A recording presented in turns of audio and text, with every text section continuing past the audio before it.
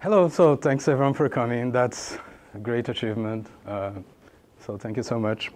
Uh, so this semester I've been teaching advanced graduate seminar with the students from the creative technology program. And over the semester we're doing like an exercise, which is like a thinking about your own research and trying to connect the dots and try to be able to explain that to others. And that's what I'm trying to do today with my own research. And I need to assume that was not easy, but hopefully you get something out of this. And I want to start by placing a warning, right? So this presentation contains some strong content. So every time you see this sign, cover your eyes, run for the doors, hide between your legs like you do in an airplane. Okay, don't tell me I didn't warn you, right? Next, I would like to just do the opposite and start acknowledging everyone has worked with me. Most of this work is collaborative, so a lot of people involved and collaborators as well. So I'm placing some names. I'm certain that I forgot some, but here they are. So going to the meat of the thing, right? So I'm trying to find out what it's kind of related to me. This is how I see myself between all these disciplines that surround me, right? So if this is the shopping mall of knowledge and fields, right? I'm there lost, right? There's science, engineering, design, and what should I pick, right? And don't know, right? And how are these things connected? Why me, right? How those things connect to me? And that's what I'm going to try to explain today, right? So if you look at all those things around, right?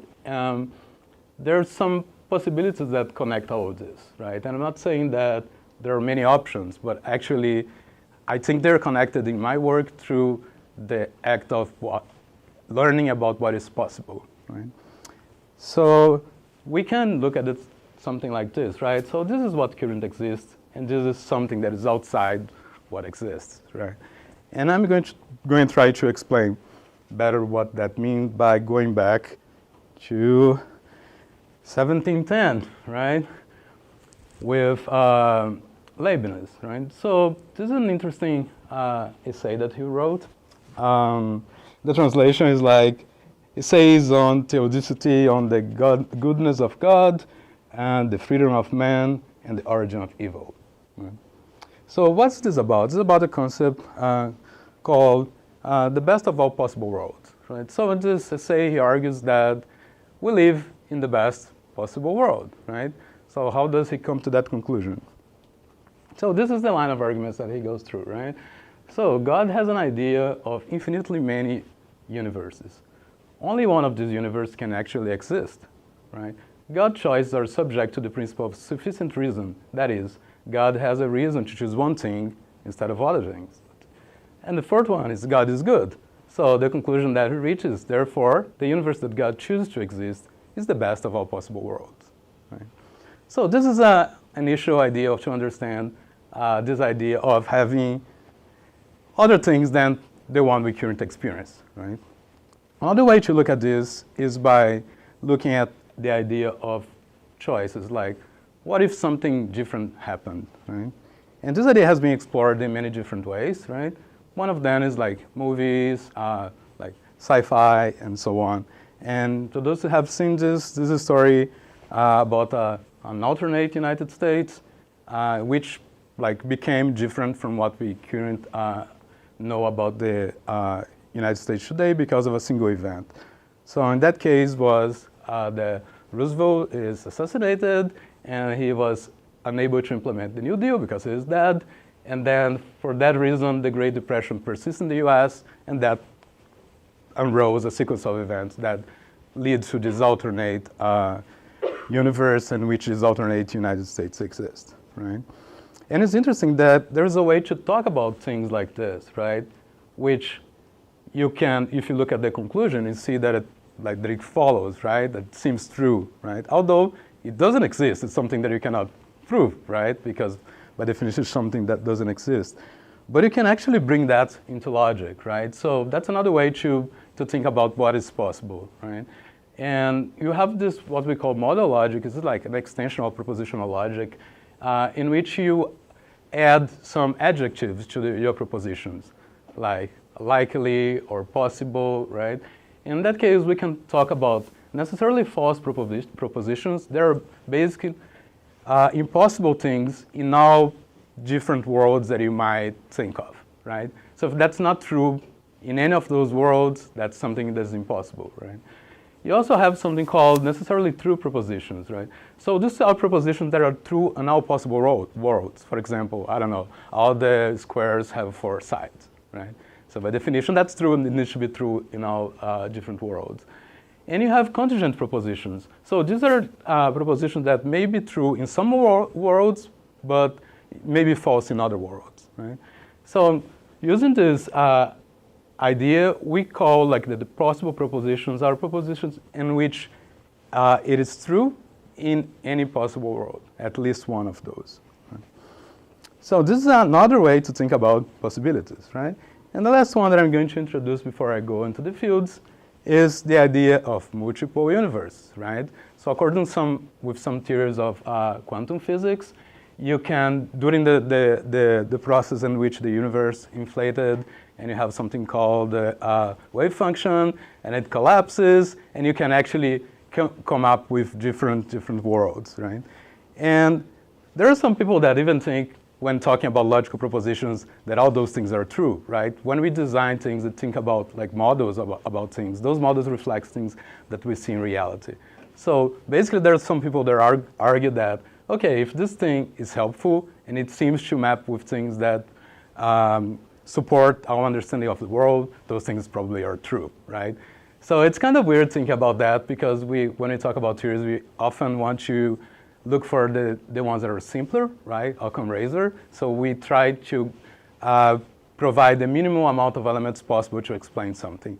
But let's assume that this is another possible way to think about what can be, right? What can exist, right?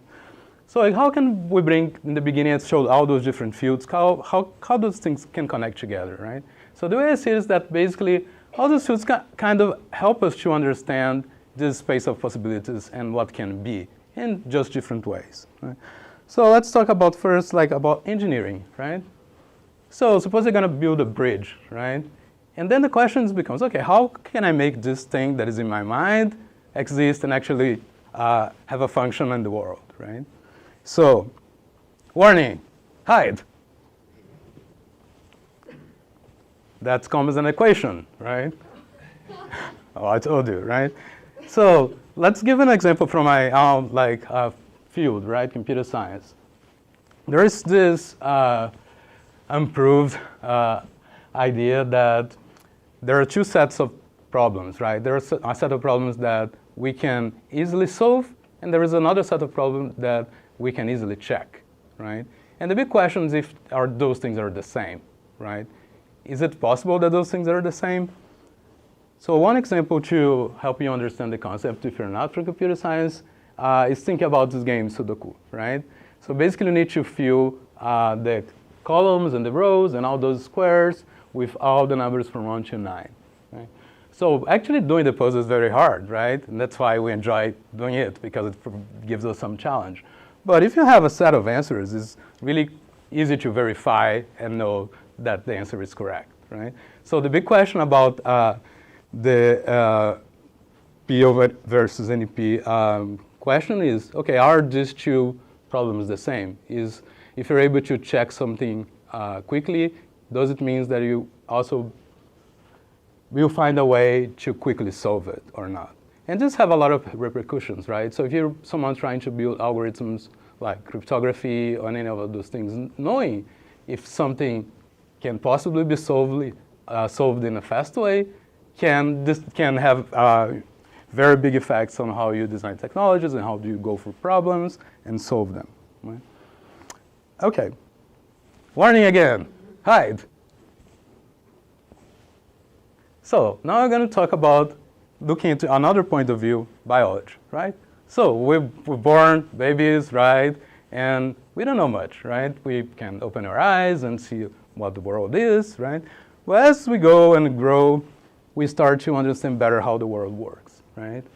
And what is most amazing is that once you get older, you don't need to actually do things to know what's going to happen, right? You can kind of run whatever you're doing in your mind and be able to predict what is going to happen.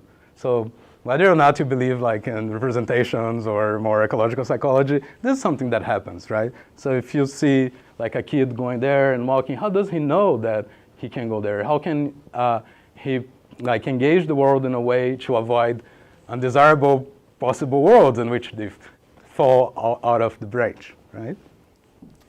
So these are kind of like a basic question that related to basic fundamental science, right? So we want to understand how something is. In this case, how does the mind work? How does the way we act in the world and grab things and move around, how does that function, right? And I've done a lot of like experiments that have like this kind of idea, right? So ask people to do like very boring tasks, like count the number of branches in a VR environment to try to understand, oh, can they count the branches while they walk? Can they count the branches while they're moving something with the controller? Because that gives you some insights about what the mind can do, what the person can do, and that can help us to design better techniques and better softwares, right? This is another example of a current project that I'm working on with someone that here, Doug, which is also giving people a very boring task, right? So I want them to go there and look at triangles and press, and then I go there and measure how much time they take, right? To try to understand how the person is functioning, right? How memory, how like the vision system and attention and like movement, how those things work, right? Because that can allow us to design better interface for users. Right? So what happens then if we combine the first thing that I told you with the second thing, right? So how can we make things and how we understand about what we can do, what we can possibly do, right? Can we use that to improve ourselves, right? So how do we make what we can do, right? How can we alter ourselves so we can do more stuff, right? So this is an example of an early work, right? So the idea is, what if in a different world you can attach an arm in you and then suddenly become a very nice painter, right? So this is our idea that tries to explore this possibility, but from the point of view of art.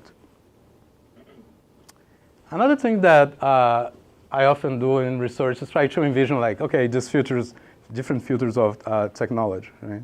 So can we use these ideas of like designing things and understanding how we work to actually improve like our cognition, give us access to more information, make us faster, more intelligent, and so on, right?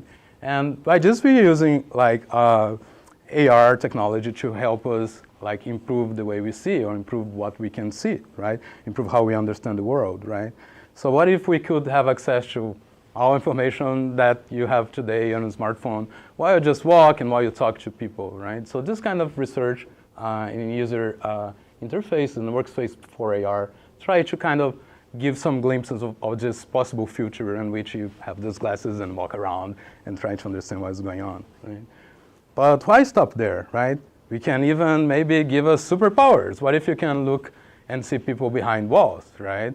This is another project that I'm beginning to work using the same idea, right? So we live in environments that are ever more like instrumented with cameras and sensors, right? Can we tap those things into us to make our senses better, more precise? And in fact, the code name of this project is Spider Sense. But, so I'm talking about cognition and all this stuff, right? But can we make us like stronger? What if we can just lift like very strong weights, right? Can we just work in industry instead of having all those robots? We just lift the car and replace the wheel of the car, right? So this is another project that I'm also working on. And the goal here is try to understand, okay, what happens when you have this technology that can actually increase your strength, right? Allow you to work and lift heavy weights without getting tired, right? So what happens then with your sense of power? We all seen those scenes, right? And you have an android, and the girl shakes your hand, and then you smash your hand, right? So that's what we don't want to happen in that case. So in this project, we're trying to look at like how can we use AR to give the wearer of exoskeletons a more clear understanding of, okay, can I go through a door? How much effort do I need to put in something to carry it without breaking it, and helping making this connection between ourselves and this technology. all those things are reflected in many different ways. And one thing that I think is very, very promising is using this as a way to have people working together, right? So this is an example of a student team that I help lead that has to do with envisioning a future in which you use all this technology to explore Mars and to walk in space, right? So basically everyone who is working there is thinking about the same ideas, but from different viewpoints, right? Engineers try to make it, and designers try to think about how it's gonna work, right? People with more like biological things are trying to understand other aspects of the same problem, right? But we also can go forward with this, right? So why just thinking about reality and altering reality? Can we just go to completely imaginary environments, right? So these are other projects that the goal is just to try to improve our ability to create things that don't exist and don't have any basis on reality, right? Like games in which you can use natural interaction, or you can use like tangible device. This was something that we showed in the Science Festival, which was very fun. Basically, we're using technology to mislead people as they try to do those tasks, right? So going back to the Leibniz in the beginning, right? So we talk about the best of possible worlds, right? This is a kind of very optimistic idea, right? If you just follow it, it would be like, okay, everything's perfect, right? Like just sit down and be happy, right? So another way that we can explore like possibilities is thinking, okay, what it could be, where's the current scenario leading us, and hopefully be able to do some intervention that will lead us to a better state, right? And this is where all the different projects in art come in, right? The goal here is thinking about the reality that we exist and reality that it can be, and thinking about it critically, right? So this is a series of projects that I've did to try to look at like future technology, when technology may be smart enough to deceive you and to manipulate you and other things like that, right? So basically we're talking about this thing, right? So we have the current future, we have futures that may happen, right? And we're here like as scientists, engineers, artists with some agents in the world and trying to steer it to something that may be better than the situation we currently are, right? And I think this is important because if you look at, for example, from the game perspective, right? When you're designing a game, you're a player, you have choices, right? But you only act when you know the choices that are available to you, right? So thinking about the future and thinking about what is possible allows us to think about what is your freedom of action? What you can do? Are you like destined to just stay in a single condition, or can you go and make a change in your environment and make a change hopefully for good? So I'd just like to finish with a quote that I think is very cool from Arthur C. Clarke that says, "The only way of discovering the limits of the possible is to venture a little way past them to the impossible." Thank you.